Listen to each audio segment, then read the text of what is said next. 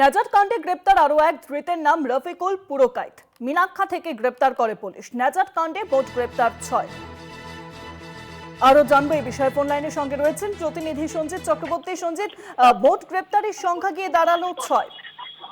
একেবারে দেখো, এই মুহূর্তে তুমি জানো যে মূলত ন্যায়কাণ্ডের যে দুর্ঘটনা, অর্থাৎ সেই খুনের যে ষড়যন্ত্রের কথা জানিয়ে দিয়েছিলেন স্বয়ং বৈশাখ পুলিশ জেলার পুলিশ সুপার হোসেন মেহেদী রহমান। তিনি সাংবাদিকদের বলেছেন যে এই দুর্ঘটনা নয়, এটা খুনের একটা ষড়যন্ত্র রয়েছে, পরিকল্পিত একটা অপরাধ সংগঠিত হয়েছে। এই নিয়ে কিন্তু গ্রেপ্তারের সংখ্যা দাঁড়ালো 6।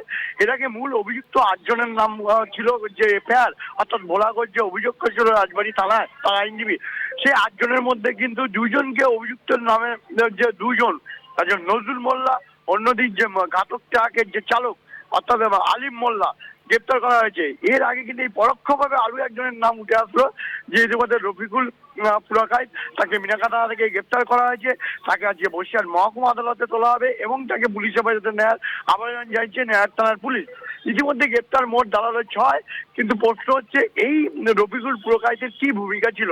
সে কি পরোক্ষভাবে কি এই ষড়যন্ত্র করা, অর্থাৎ এই দুর্ঘটনার যে পরিকল্পিতভাবে ষড়যন্ত্র করে খুনের চেষ্টা করা হয়েছিল, এটাও তদন্তকারীরা দেখছে। পাশাপাশি তাকে যখন হেফাজতে নিয়ে একদিকে আলিম মোল্লা, অন্যদিকে নজরুল মোল্লা, পাশাপাশি পুরকাইত অর্থাৎ রফিকুল পুরকাইত সামনে বসিয়ে এবং তাদের জেরা করে নতুন কোনো তথ্য পায় কিনা, অর্থাৎ নেজাত কাণ্ডে আরো কোনো বড় মাথার খোঁজ পায় কিনা, সেটাও তদন্তকারীরা দেখছে। ইতিমধ্যে পুরকাইতকে কিন্তু বরিশাল মহকুমা আদালতে আনা হবে। এখনো মিনাখা আদালত থেকে বের করা হয়েছে, তাকে প্রথমে তার স্বাস্থ্য পরীক্ষা, তার মেডিকেল পরীক্ষা করা হয়েছে, তারপরে বরিশাল মহকুমা আদালতে আনাবে। সব মিলিয়ে গ্রেপ্তারের সংখ্যা দাঁড়ালো 6। ইতিমধ্যে এই ঘটনায় আবার নতুন একজন গ্রেপ্তার হয়, আরো নতুন কোনো গ্রেপ্তার বাড়ে কিনা সেটাও তদন্তকারীরা দেখে নিতে চাইছে। অনেক ধন্যবাদ সঞ্জিত। ফোন লাইনের সঙ্গে ছিলেন প্রতিনিধি সঞ্জিত চক্রবর্তী।